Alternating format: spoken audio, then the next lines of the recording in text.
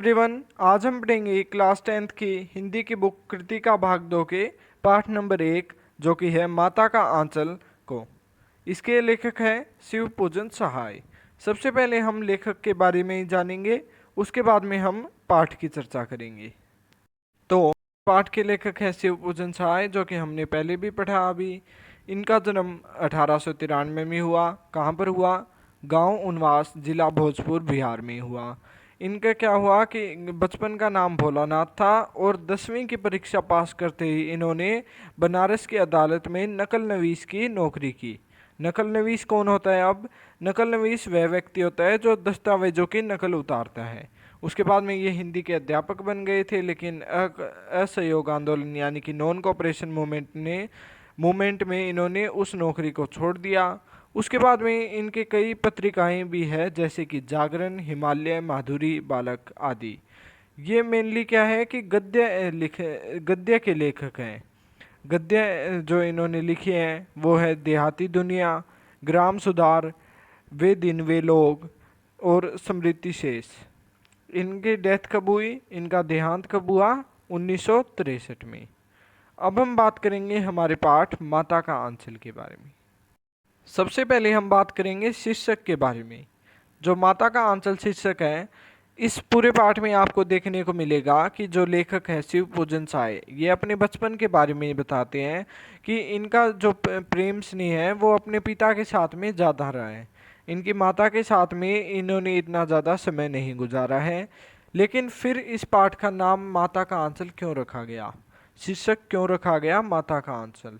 तो जैसे ही हम पाठ पूरा करेंगे तो आपको समझ आएगा कि इस शीर्षक की क्या उपयुक्तता है, क्यों इस शीर्षक को रखा गया कि माता का आंचल।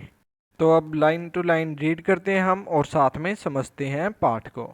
जहाँ लड़कों का संग तहाँ बाजे मृदंग, जहाँ बूढ़ों का संग तहाँ खर्चे का तंग। अब इसमें क्या है कि लड़कों शब्द का प्रयोग है, लेकिन यहाँ पर केवल लड़कों के लिए नहीं कहा जा रहा, यहाँ पर लड़के व लड़कियों दोनों के लिए कहा गया है। ये लड़कों शब्द यहाँ पर बच्चों के लिए प्रयोग किया गया है। इसी के साथ में एक और शब्द है मृदंग। मृदंग का क्या अर्थ होता है? मृदंग एक वाद्य यंत्र होता है। तो यहाँ पर ये कहना चाहते हैं कि जहाँ पर बच्चे इकट्ठे होते हैं वहाँ पर शोर होता है, लेकिन जहाँ पर बूढ़े बुजुर्ग व्यक्ति इकट्ठे होते हैं वहाँ पर दुनियादारी की बातें होती हैं, खर्चे के बढ़ती हुई महंगाई के बारे में बातें की जाती है। हमारे पिता तड़के उठकर निबट नहाकर पूजा करने बैठ जाते। अब वो अपने पिता के जो रूटीन होता है उसके बारे में बता रहे हैं कि उनके जो पिता थे वो सुबह सुबह, तड़के का अर्थ होता है सुबह सवेरे, सुबह सुबह उठकर नहा धोकर अपना पूजा करने के लिए बैठ जाते थे। हम बचपन से ही उनके अंग लग गए थे, यानी कि उनके साथ ज़्यादा स्नेह था इनका। माता से केवल दूध पीने तक का नाता था। अब वो कहते हैं कि हम लगभग समय अपना हमारे जो पिता हैं उन्हीं के साथ में बिताते थे, उनसे हमारा ज़्यादा स्नेह था। लेकिन जो माता है केवल उनसे दूध पीने का ही नाता रहा था, यानी कि जो खाना खाना या फिर दूध पीना, इसके आगे इनके ज़्यादा स्नेह नहीं था अपनी माता के साथ में। इसलिए पिता के साथ ही हम भी बाहर की बैठक में ही सोया करते। अब वो बता रहे हैं कि हम भी अपने जो पिता हैं उन्हीं के साथ में बाहर की बैठक में सोया करते थे। वह अपने साथ ही हमें भी उठाते और साथ ही नहला धुलाकर पूजा पर बिठा लेते। अब जो उनके पिता थे वो सुबह उनको अपने साथ उठाकर नहलाते धुलाते थे और उसके बाद में पूजा पर बिठा लेते थे। हम भभूत का तिलक लगा देने के लिए उनको दिक करने लगते। अब यहाँ पर भभूत यानी कि राख का तिलक लगाने के लिए उनको दिक, दिक का अर्थ होता है तंग करने लगते थे, परेशान करने लगते थे। कुछ हंसकर, कुछ झुलझुलाकर और कुछ डांटकर वह हमारे चौड़े लीलार में त्रिपुंड कर देते थे। अब यहाँ पर लीलार का अर्थ होता है माथा, और उसी के साथ में त्रिपुंड कर देते थे, यानी कि त्रिपुंड एक तरह का तिलक होता है जो कि कुछ ऐसे होता है। ये त्रिपुंड का तिलक होता है, तो ऐसा त्रिपुंड का तिलक उनके माथे पे लगा दिया करते। हमारे लीलार में भभूत खूब खिलती थी। अब वो कहते हैं कि उनके जो माथे था उस पर भभूत लगाई हुई बहुत अच्छी लगती थी। सिर में लंबी लंबी जटाएं थी। भभूत भभूत रमाने से हम खासे बम बोला बन जाते थे। अब वो बताते हैं कि जब उनके माथे पर जो भभूत के तिलक त्रिपुंड लगाया जाता था तो वो उसमें बहुत ज़्यादा सुंदर लगते थे। क्यों? क्योंकि उनके लंबे लंबे बाल थे और उसी के साथ में भभूत लगाने के बाद में तो वो बिल्कुल भोलेनाथ की तरह यानी कि शिव जी की तरह दिखने लग जाते थे। उसके बाद में पिताजी हमें बड़े प्यार से भोलानाथ कहकर पुकारा करते। अब वो बम भोला की तरह यानी कि भोलेनाथ की तरह दिखते थे, शिव जी की तरह दिखते थे, तो इनका घर का जो नाम था यानी कि प्यार से जो इनको घर पर बुलाया जाता था वो नाम भी भोलानाथ रख दिया गया था। ये हमारे एमसीक्यू में भी आ सकता है कि उनका नाम भोलानाथ क्यों था, क्योंकि वो भोलेनाथ की तरह बन जाते थे। तो इसके बाद में पर असल में हमारा नाम था तारकेश्वर नाथ। असल में अब जो शिव पूजन सहाय हैं इनका असल नाम इस पाठ में बताया गया है कि उनका असल नाम था तारकेश्वर नाथ। अब यह भी पूछा जा सकता है कि शिव पूजन सहाय का असली नाम बताएं, तो वो होगा तारकेश्वर नाथ। हम भी उनको बाबूजी कहकर पुकारा करते और माता को मैया। अब इसमें बता रहे हैं कि जो लेखक हैं वो अपने पिता को बाबूजी और माता को मैया कहकर पुकारा करते थे। जब बाबूजी रामायण का पाठ करते तब हम भी उनके बगल में बैठे बैठे आईने में अपना मुंह निहारा करते थे। अब बता रहे हैं कि जब उनके जो पिता हैं वो रामायण का पाठ करते थे तब वो उनके साइड में बैठकर बगल में यानी कि साइड में बैठकर आईना निहारते थे यानी कि शीशा देखते रहते थे। जब वह हमारी ओर देखते तब हम कुछ लजाकर और कुछ मुस्कुराकर आईना नीचे रख देते थे। वह भी मुस्कुरा पड़ते थे। और जब वो पाठ करते करते रामायण का पाठ करते हुए अपने बच्चे की ओर जो तारकेश्वर नाथ है उसकी ओर देखते तो जो तारकेश्वर नाथ थे वो लज्जा कर यानी कि शर्मा कर और मुस्कुरा कर आईने को नीचे रख देते और फिर उसके जो पिताजी थे वो भी उसकी ओर देखकर मुस्कुराने लगते। पूजा कर चुकने के बाद वह राम राम लिखते। अब पूजा पाठ करने के बाद में रामायण का पाठ करने के बाद में वो राम राम लिखते थे। अपनी एक रामनामा बही पर 1000 राम नाम लिखकर वह उसे पाठ करने की पोथी के साथ बांधकर रख देते। अब वो 1000 बार राम नाम लिखते थे। ये भी एक एमसीक्यू क्वेश्चन क्रिएट हो सकता है कि कितनी बार लिखते थे? 1000 बार लिखते थे राम नाम। और उसे अब अपनी जो पाठ करने की पोथी थी उसके साथ में बांधकर रख देते थे। फिर ये यहाँ पर फोटो दिखाई गई है उनके बारे में। उसके बाद में फिर 500 बार कागज के छोटे छोटे टुकड़ों पर राम नाम लिखकर आटे की गोलियां में लपेटते और उन गोलियों को लेकर गंगा जी की ओर चल पड़ते। अब उसके बाद में 500 बार कागज पर और लिखते थे वो छोटे छोटे टुकड़ों से राम का नाम। और राम नाम लिख के क्या करते कि उन जो कागज थे जिस पर राम नाम लिखा है उसको आटे की गोलियां बनाते थे पहले और उस आटे की गोलियों के ऊपर लपेट देते थे और फिर गंगा जो नदी है उसकी ओर चल देते थे। उस समय भी हम उनके कंधे पर विराजमान रहते थे। अब उसके बाद में बता रहे हैं कि उस समय जब वो गंगा नदी की ओर गंगा जी की ओर जब जा रहे हैं तो उस समय भी वो उनके कंधे पर ही बैठे होते हैं। जब वह गंगा में एक एक आटे की गोलियां फेंककर मछलियों को खिलाने लगते तब भी हम उनके कंधे पर ही बैठे बैठे हंसा करते थे। अब यहाँ पर एक और एमसीक्यू क्वेश्चन क्रिएट हो सकता है कि वो 500 बार राम नाम लिखकर यानी कि कागज़ पर राम नाम लिखकर आटे की गोलियों में लपेटकर उनका क्या करते थे? तो ऑप्शन में आएगा कि मछलियों को खिलाते थे और कुछ और ऑप्शन डाल देंगे तो सही उत्तर रहेगा मछलियों को खिलाते थे। अब यहाँ पर बताया गया है कि जब वह गंगा में जो नदी के पास में जाते थे तो एक एक गोलियां को जो आटे की गोलियां थी उनको मछलियों को खिला देते थे और तब हम भी उनके कंधे पर बैठे बैठे हंसा करते यानी कि वो हंसा करते थे। जब वह मछलियों को चारा देकर घर की ओर लौटने लगते तब बीच रास्ते में झुके हुए पेड़ों की डालों पर हमें बिठाकर झूला झुलाते थे। अब उसके बाद में जब वो वापस आ रहे थे अपने घर पे वापस आते तो उस समय जो पेड़ों की डालें झुकी हुई होती थी उन पर बैठाकर इनको तारकेश्वर नाथ या फिर भोलानाथ कह सकते हैं हम, इनको झूले झुलाते थे। कभी कभी बापूजी हमसे कुश्ती भी लड़ते थे। अब यहाँ पर क्या है कि वो लेखक बता रहे हैं कि खेल खेल में उनके जो पिता हैं उनके साथ में कुश्ती भी लड़ते थे। वह शीतल होकर हमारे बल को बढ़ावा देते और हम उनको पछाड़ देते। शीतल होकर यानी कि वे खुद कमज़ोर बन जाते उनके सामने, भोलानाथ के सामने। और भोलानाथ का बल को, जो भोलानाथ को बढ़ावा देते कि हाँ भी तुम मेरे को हरा सकते हो। और उसी से क्या होता कि भोलानाथ उनको पछाड़ देते। अब पछाड़ कैसे देते, क्योंकि जो उसके पिता हैं वो उसके सामने कमज़ोर बन जाते थे। यह उतान पड़ जाते और हम उनकी छाती पर चढ़ जाते थे। तो अब यहाँ पर उतान का अर्थ होता है कि पीठ के बल लेट जाते थे। जब उनके पिताजी, भोलानाथ के पिताजी पीठ के बल लेट जाते तो भोलानाथ उनकी छाती पर चढ़ जाते थे।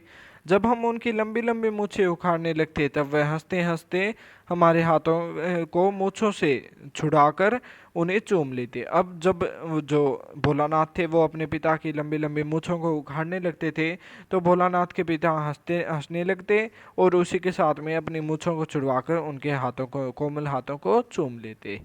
फिर जब हमसे खट्टा और मीठा चुम्मा मांगते तब हम बारी बारी कर अपना बायां और दाहिना गाल उनके मुंह की ओर फेर देते थे। अब इसमें बताया गया है कि जब उनके जो पिता हैं वो उनको प्रेम स्नेह करते थे तो वो कहते थे कि उनसे मीठा और खट्टा चुम्मा कहकर उन्हें प्रेम करते थे। और जब ऐसा कहते थे, मांगते कि मीठा और खट्टा चुम्मा मांगते तो क्या करता कि जो भोलानाथ थे वो पहले बाईं जो गाल थी उसको आगे कर देते, फिर दाईं गाल को आगे कर देते थे। बाएं का खट्टा चुम्मा लेकर जब वह दाहिने का मीठा चुम्मा लेने लगते तब अपनी दाढ़ी या मूछ हमारे कोमल गालों पर गड़ा देते थे। अब क्या है कि जब वो बाएं गाल से खट्टा चुम्मा लेकर जब मीठा चुम्मा लेने लगते हैं, दूसरी जो दाहिनी गाल पर चूमने लगते हैं, तो क्या करते हैं कि अपनी दाढ़ी या फिर जो मूछ होती है उसको कोमल, उनकी कोमल जो भोलानाथ की कोमल गाल थी उस पर गड़ा देते थे, चुबाते थे, मतलब प्रेम करते थे उनसे। हम झुलझुलाकर फिर उनको मूछें नोचने लग जाते थे। अब उसके बाद में इससे जो झुलझुला जाते थे, जो भोलानाथ थे परेशान हो जाते थे और फिर ऊपर से उनकी जो मूछें हैं उनको नोचने लग जाते वापस से। इस पर बनावटी रोना रोने लगते और हम अलग खड़े खड़े खिलखिलाकर हंसने लग जाते। अब इसमें क्या है कि जब भोलानाथ अपने जो पिता हैं उनके मूँछों को नोचते तो भोलानाथ के पिता क्या करते कि झूठ मूठ का रोने लग जाते थे। अब झूठ मूठ का रोने लग जाते तब जो भोलानाथ है एक जगह खड़े होकर हंसने लग जाते थे। उनके साथ हंसते हंसते जब हम घर आते तब उनके साथ ही हम भी चौके पर खाने बैठते थे।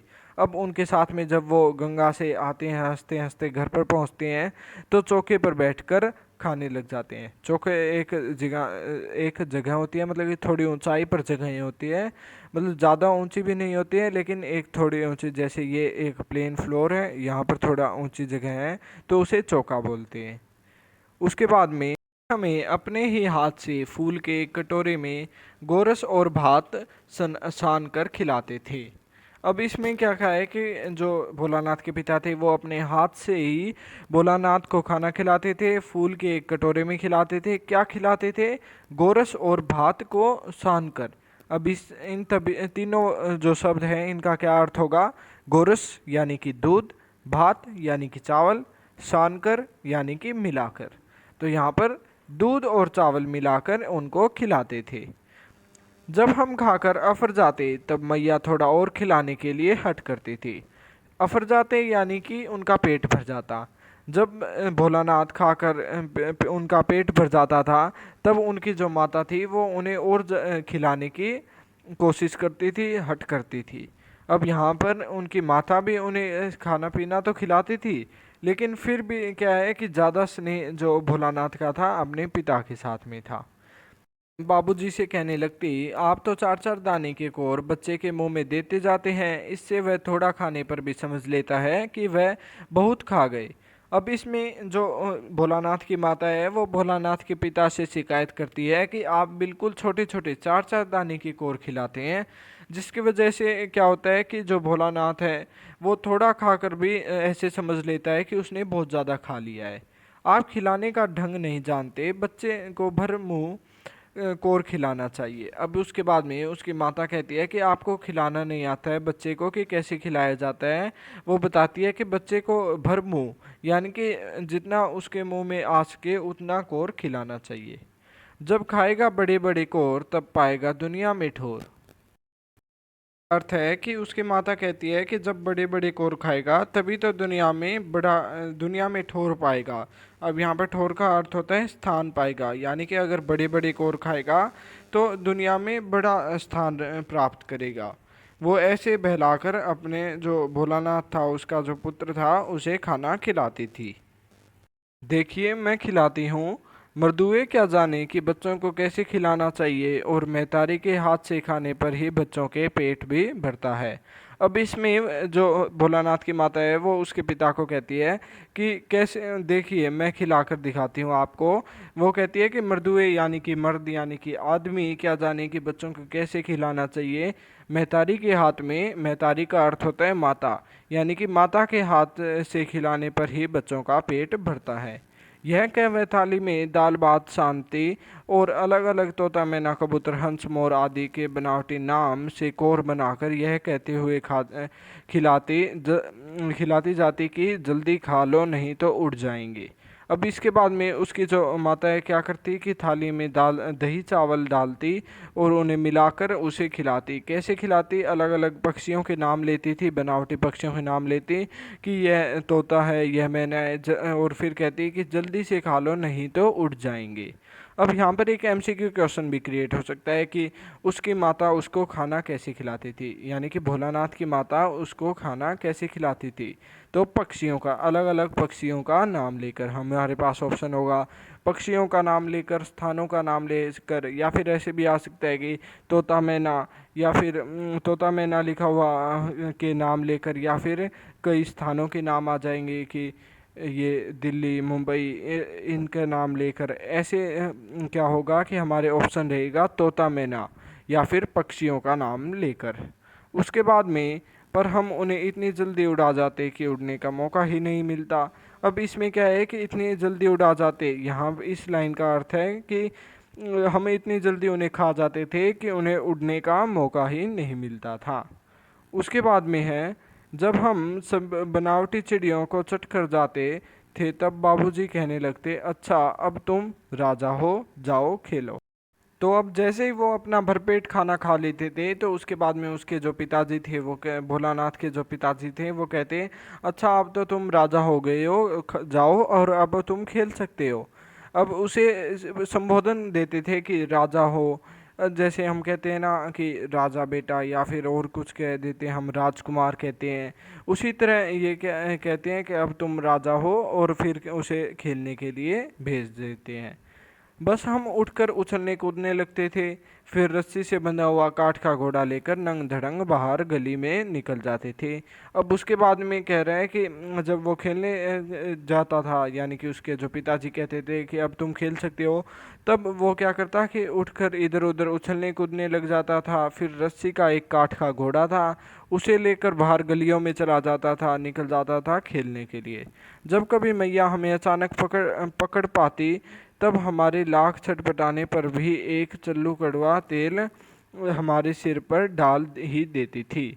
अब इसमें क्या है कि जब उसकी माता कई बार उसके हाथ में आ जाता था जो भोलानाथ था, तो उसे पकड़ के क्या करती कि उसके कितना भी वो छटपटाए, कितना भी छुटाने की कोशिश की, लेकिन छोड़ती नहीं थी, और क्या करती कि एक चुल्लू कड़वा तेल उसके सिर पर डाल देती थी।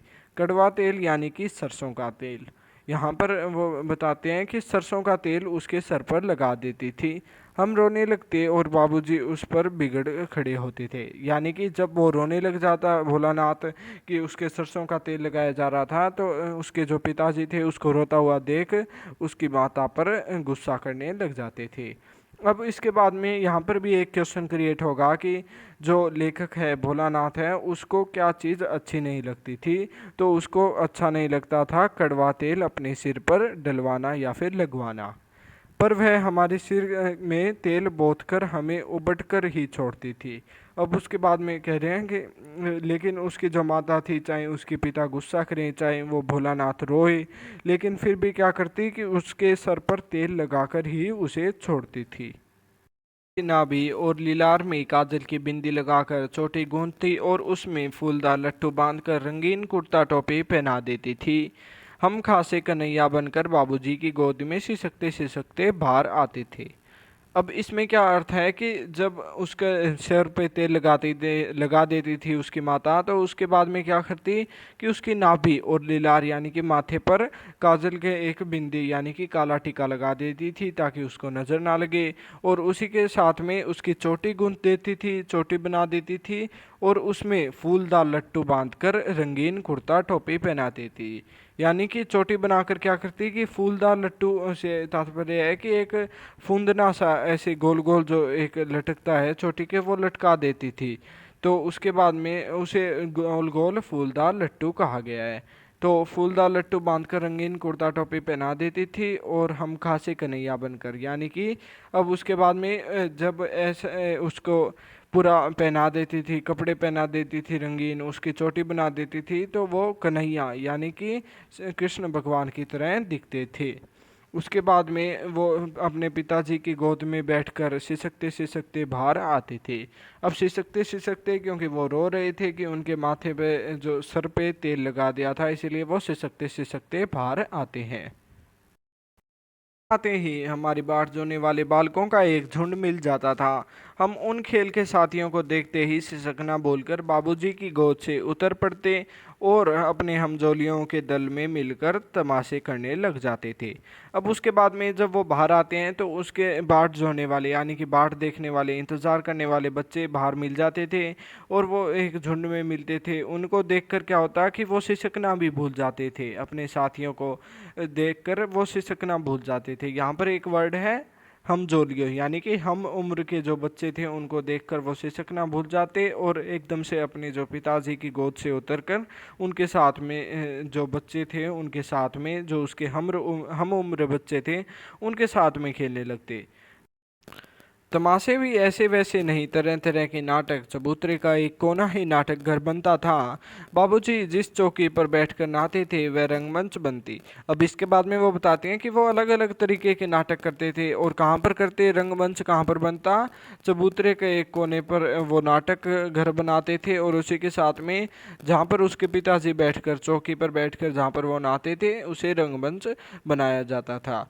उसी पर सरकंडे कंडे के खंभों पर कागज का चंदुआ तान कर मिठाइयों की दुकान लगाई जाती। अब इसमें कहा गया है कि सरकंडे यानी कि घास होती है, सरकंडे एक प्रकार की, तो घास का प्रयोग कर कर कागज के चंदोए तान कर, चंदोए क्या होता है, आशियाना यानी कि टेंट, तो कागज के टेंट तान कर क्या किया जाता कि मिठाई की दुकान बनाई जाती थी। और उस जो टेंट से वो सरकंडे का प्रयोग कर कर और टेंट बनाते थे कागज का, उसे क्या कहते कि मिठाई की दुकान कहते थे। चिलम के खोंचे पर कपड़े की थालों में ढेले के लड्डू, पत्तों की पूरी कचौरियाँ, गीली मिट्टी की जलेबियाँ, फूटे घड़ों के टुकड़ों से के बतासे आदि मिठाइयाँ सजाई जाती। अब इसके बाद में क्या होता कि ठेले के यानी कि पत्थर के लड्डू, पत्तों की पूरी कचौरियाँ, गीली मिट्टी की जलेबियाँ, फूटे गड़े के बतासे आदि इन सभी मिठाइयों को बनाया जाता। उसके बाद में ठीकरों के बटखरे, ठीकरों यानी कि जो पत्थर होते हैं, छोटे पत्थर होते हैं, बड़े पत्थर होते हैं, इनको क्या कहा गया है कि बटखरे कहते हैं इन्हें। बटखरे, इसमें बटखरे का अर्थ होता है बाट यानी कि कोई चीज़ को तोलने के लिए।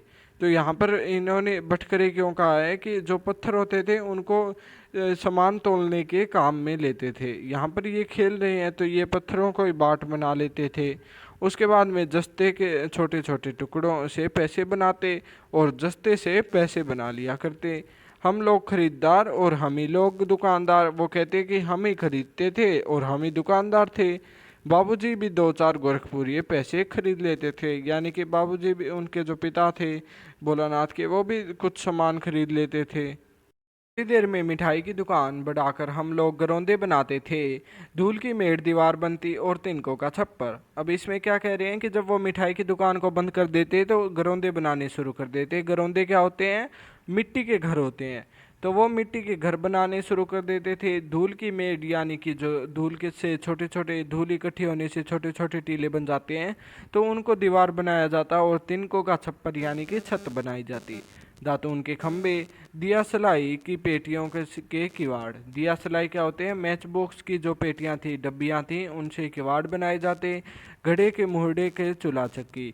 अब घड़े के मुहड़े यानी कि ऐसे जो घड़ा होता है तो इसके जो ऊपर का ये भाग होता है, इससे चूल्हा चक्की बनाई गई। उसके बाद में दिए की कढ़ाई और बाबूजी की पूजा वाली आजमनी कलछी बनती थी। यानी कि जो दिया था उसे कढ़ाई बना देते थे और जो आजमनी यानी कि चम्मच थी उसके पिता की जो पूजा की चम्मच थी उसे कलछी बनाई जाती थी। पानी के घी, धूल की पिसान और बालू की चीनी से हम लोग जौनार तैयार करते थे। पानी यानी कि पानी को घी बना मानते थे और धूल को आटा मान लेते थे। पिसान का अर्थ होता है आटा। और बालू यानी कि बालू जो रेत होती है उसे चीनी मान लेते थे और उससे जौनार तैयार करते। जौनार क्या होता है? जौनार होता है दावत तैयार करते थे। उसके बाद में हम ही लोग जौनार करते थे, हम ही लोगों को जौनार बैठती थी। और इसके बाद में यही तो जौनार बनाते थे और यही जौनार करते थे। जब पंगत बैठ जाती थी तब बाबूजी भी धीरे से आकर पांत के अंत में जीमने के लिए बैठ जाते थे। अब इसमें यहाँ पे वर्ड है पंगत। पंगत यानी कि जो लाइन में, जब लाइन में बैठ जाते थे सभी तो उसके बाद में उसके जो भोलानाथ के पिताजी थे वो भी धीरे से आकर पांत यानी कि लाइन के लास्ट में अंत में बैठ जाते थे जीमने के लिए। अब वो भी उनके साथ में खेलते थे, उनके साथ में हर खेल में वो भी मिलजुल कर हिस्सा लेते थे। उसके बाद में उनको बैठते देखते ही हम लोग हंसकर और घरौंदा बिगाड़ कर भाग चलते थे। अब जैसे जो भोलानाथ है अपने पिता को देखता तो वो और उसके दोस्त उस मिट्टी के घर को बिगाड़ कर वहाँ से भाग जाते और वह भी हंसते हंसते लोटपोट हो जाते। यानी कि जो भोलानाथ के पिता है वो भी हंसते हंसते लोटपोट हो जाते और क्या कहते कि फिर कब भोजन होगा भोलानाथ, यानी कि फिर कब दावत तैयार की जाएगी Bholanath. So that's all for today. We will continue our chapter in our next lecture.